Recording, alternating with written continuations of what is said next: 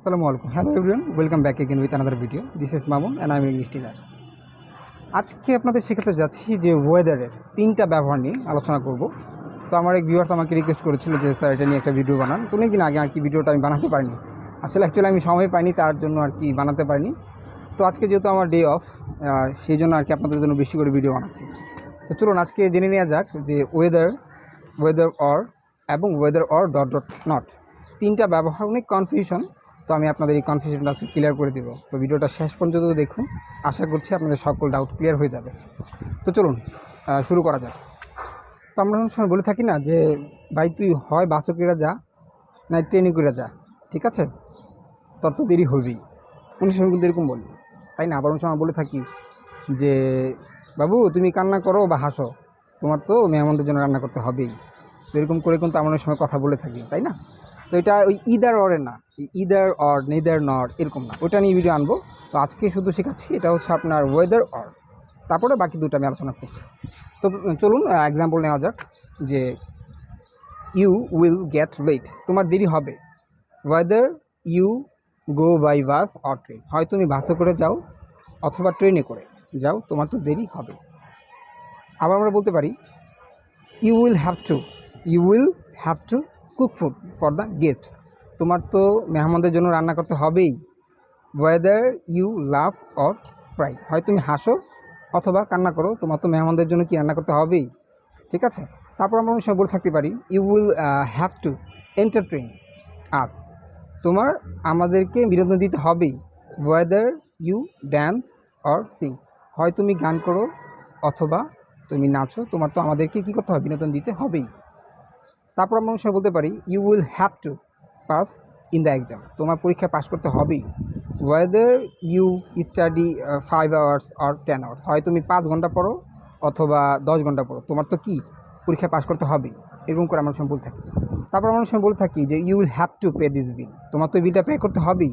Weather you eat singara or burger, হয় তুমি সিঙ্গারা খাও অথবা বার্গার, তোমার তো বিলটা পে করতে হবেই।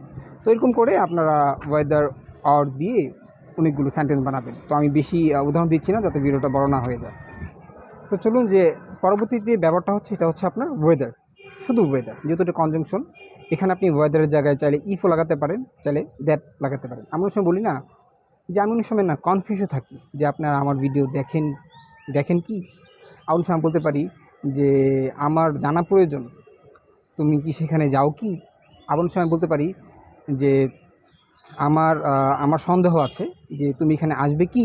এই যে কি যে ব্যবহার করছি, এটা আপনি মানে ওয়েদার। তো চলুন আমরা এটা কীভাবে ব্যবহার করব বলে দিই।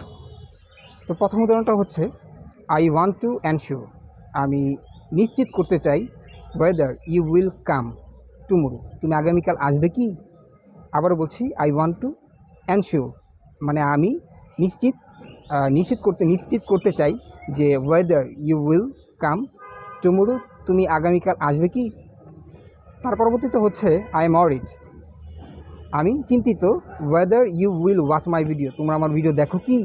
তারপর আমরা বলতে পারি যে I am not being able to make any decision, মানে আমি কোনো ডিসিশন মানে সিদ্ধান্ত নিতে পারতেছি না। যে ওয়েদার আই শুড গো দেয়ার, মানে আমার সেখানে যা উচিত কি। মানে I am not being able to make any decision, মানে আমি কোনো ডিসিশন নিতে পারতেছি না। যে ওয়েদার আই শুড গো দেয়ার, মানে আমার সেখানে যাওয়া উচিত কি। এই যেখানে কি উচ্চারণ হচ্ছে। তারপর আমরা বলতে পারি আই ডাউট, আমার সন্দেহ আছে।